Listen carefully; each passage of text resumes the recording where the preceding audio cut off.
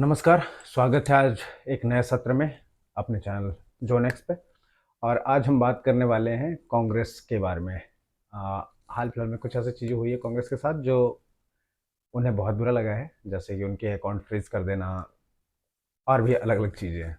लेकिन हम आज अकाउंट वाली बात पे बात करेंगे कि अकाउंट क्यों फ्रीज किया गया, फिर क्या हुआ, उसके बाद अकाउंट पे जो पाबंदियाँ लगी थी, जो आईटी के द्वारा लगवाई लगाई गई थी, वो हटाई गई 1 घंटे में ही। और इससे रिलेटेड बहुत सारे चीज़ें आई सोशल मीडिया में भी और न्यूज़ में भी। अजय माकन ने एक प्रेस कॉन्फ्रेंस करके ही बताया कि क्या हो रहा है, क्या प्रॉब्लम आ रही है इसकी वजह से, और इसका रीज़न क्या था, ये भी हम जानेंगे। तो चलिए स्टार्ट करते हैं आज का ये वीडियो। हमारे पास सबसे पहले Right now, माफ़ कीजिए, पहले दूसरा वीडियो चला था। तो हमारे पास एक फ़ोटो कहीं से हमें मिला कि 2014, 2019 और 2024 में बिल्कुल कांग्रेस डूबने के कगार पे है।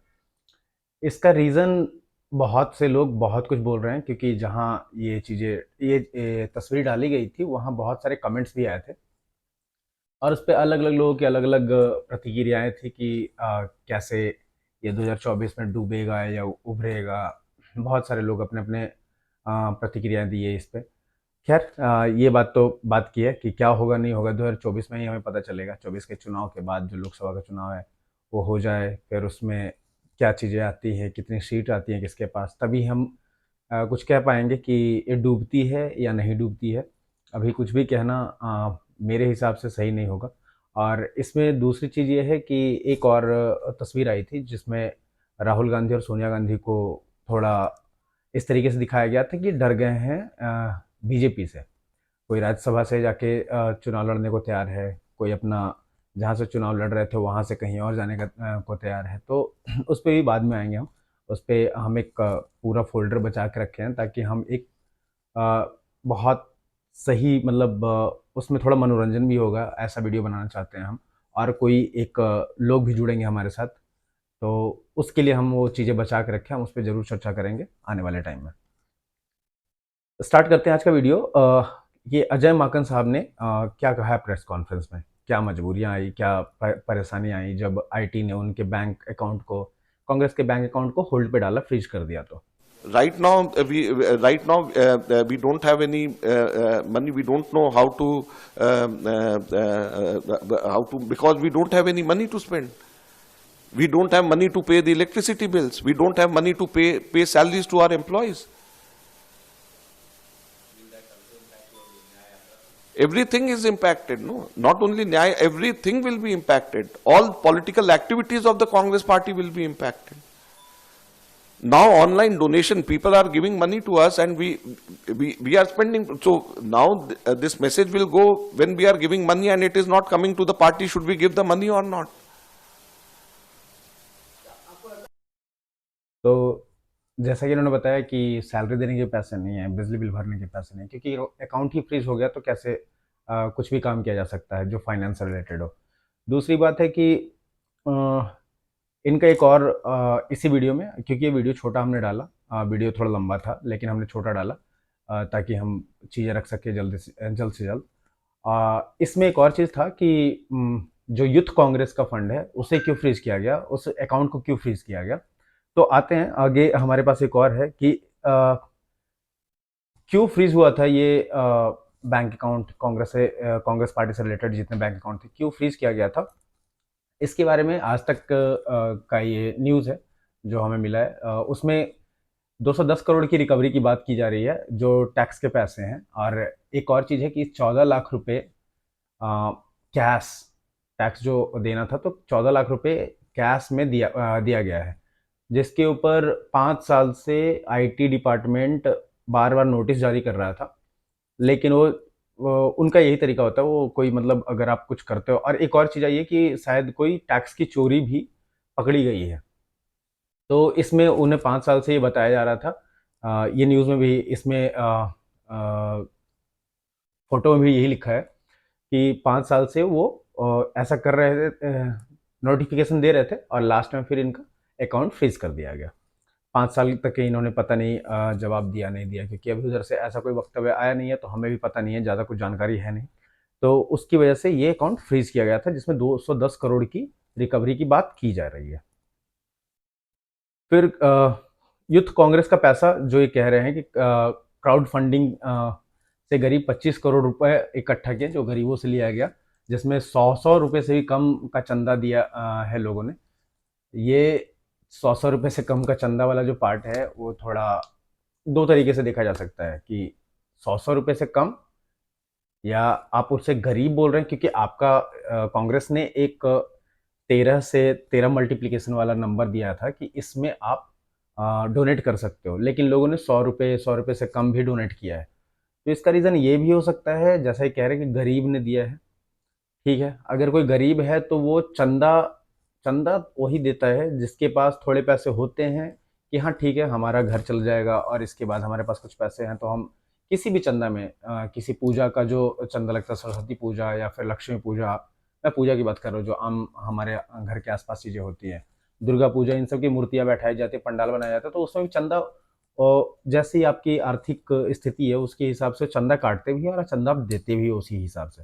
ऐसा नहीं कि आपके पास बहुत पैसा है तो आप 100 रुपये 50 रुपये दोगे, तो वो मानते भी नहीं है। ठीक है, खैर यहाँ देखते हैं, कह रहे 100 रुपये से कम, या तो लोग देना नहीं चाह रहे थे 100 रुपये से ज़्यादा, ये भी एक पॉइंट हो सकता है कि वो समझ रहे थे कि भाई ठीक है, मानते हो कांग्रेस को, लेकिन वो देना नहीं चाह रहे थे पैसे, कि नहीं नहीं 100 रुपये बहुत है तुम्हारे लिए, या 100 रुपये से कम, जितने 50 60 25 जो भी दिया उन्होंने, उन्हें लगा कि इतना ही काफ़ी है। क्योंकि अभी हाल फिलहाल में हम एक चंदा वाला एक और चीज़ चला था हमारे यहाँ, और जब श्री राम मंदिर, रामलला का मंदिर बन रहा था, तो उसकी भी चंदा की बात हुई थी। तो लोगों ने इतना दिया कि जो तीर्थ क्षेत्र क्षेत्र ये अपना कमेटी है, उन्होंने हाथ जोड़ के बहुत बार नोटिफिकेशन भी जारी किया कि अब नहीं चाहिए, पैसा हो गया, लेकिन लोग रुक नहीं रहे थे। आज भी प्रतिष्ठा के बाद भी ऐसी हालत है कि लोग खाने पीने की सामग्रियां वहाँ भिजवाते जा रहे हैं। अब वहाँ जैसी वीडियो आई थी पहले कि रखने की जगह नहीं है, और फिर भी ट्रक बाहर खड़े के खड़े, बहुत सारे ट्रक्स ऐसे खड़े हैं। तो ये देने वाले के ऊपर भी डिपेंड करता है कि कौन, और ये भी चीज़ है कि मुद्दा क्या है। जब आपके एक आ, नेता के यहाँ 350 करोड़ रुपए का जब ईडी का छापा पड़ता है, तो 350 करोड़ रुपए निकलता है एक घर से।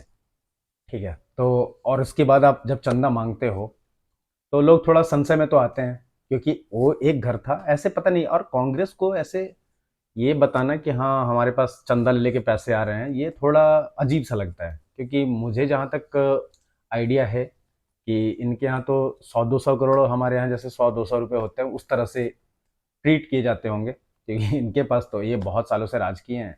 इनके पास पैसों की तो बात करनी ही नहीं चाहिए कांग्रेस पार्टी से। अ, बड़ी पार्टी है, पुरानी पार्टी है, विपक्ष की अकेली सबसे बड़ी पार्टी है, तो इन्हें तो मतलब, और ये 100 रुपये, ये थोड़ा सा ट्रिकी लग रहा था मुझे कि ये 100 रुपये की बोलने की जरूरत नहीं थी। अगर कोई चंदा आ रहा है तो या तो आप निगरानी कर रहे हो कि कौन कितना दे रहा है, तभी आपको पता चलेगा, और अगर आप निगरानी नहीं कर रहे हो तो ये बताने की जरूरत नहीं है कि 100 रुपये दे रहा है, कोई 50 रुपये दे रहा है।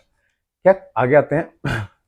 एक और ट्वीट मिला मुझे, उसमें तकलीफ बहुत है। आप ये देखिए, ये है रियाज, जो जिन्होंने बहुत अच्छे तरीके से एक बड़ा ही, जो बटर्ड कह सकते हैं कि मक्खन लगाया हुआ एक ट्वीट किया जा सकता है, या ऐसा ट्वीट किया जा सकता है जिसमें आधी सच्चाई हो, वो इन्होंने करा है।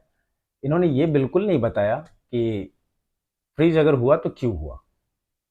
अगर आपको ऐसी बात करनी है तो आप दोनों दोनों चीज़ें रखो ना। आप एक चीज़ रखते हो तो लोग जो आप पे भरोसा करते हैं, और जब उन्हें दूसरी चीज़ें पता चलती है तो आप पे भरोसा करना बंद कर देते हैं, क्योंकि इस इन ऐसी चीज़ों से ना लोग गुमराह गुमराह किया जाता है लोगों को, और वो लोग गुमराह होते भी हैं।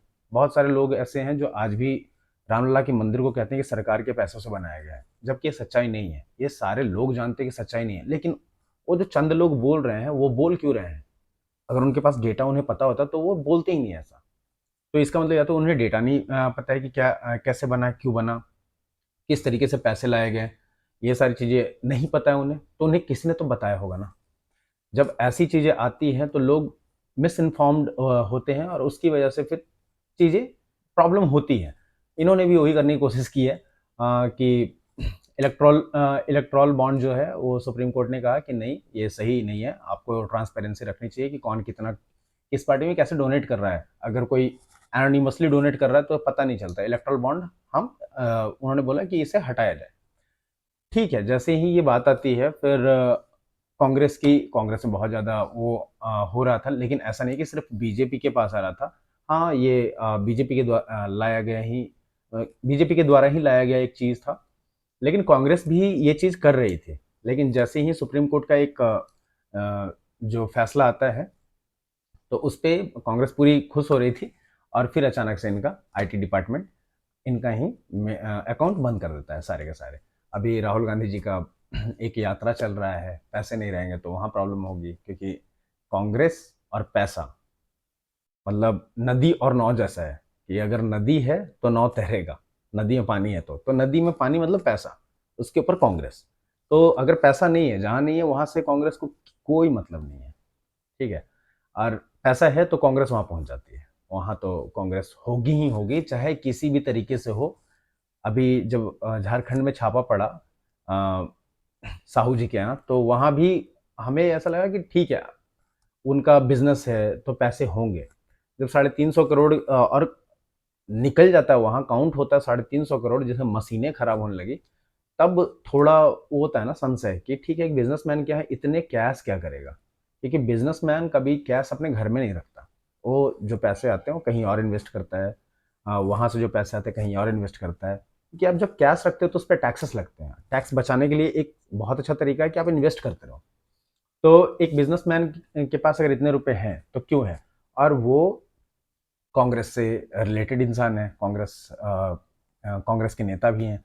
तो फिर जब ईडी का छापा पड़ता है, नेशनल न्यूज़ बनता है, फिर लोगों को समझ में आता है कि अच्छा, ये कांग्रेस वही है, ये सुधरी नहीं है अभी तक। क्योंकि एक मोदी जी का भी बयान आया है कि कांग्रेस सुधरी नहीं है, उनकी भूख और बढ़ गई है। नए वोटर्स के लिए बोल रहे थे कि जो नए वोट देने वाले हैं वो ऐसा ना समझे कि कांग्रेस सुधर गई है या ठीक है बहुत दिन बाहर रह गई राजनीति से। बाहर तो नहीं रही, विपक्ष में रही है।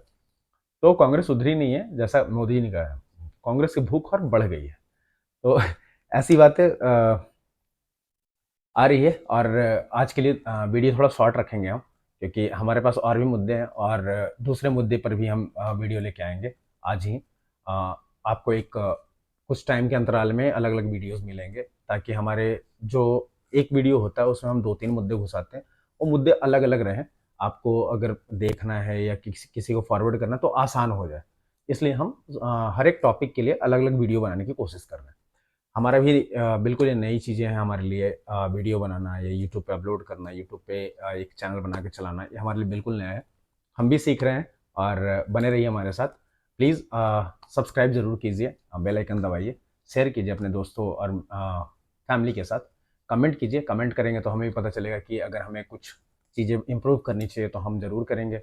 अगर जो चीज़ें हम रख रहे हैं वो अगर सही है, नहीं है, ये भी हम अपने आप में सुधारेंगे। तो प्लीज़ ये ज़रूर कीजिए और बने रहिए हमारे साथ। आज के लिए इतना ही, नमस्कार।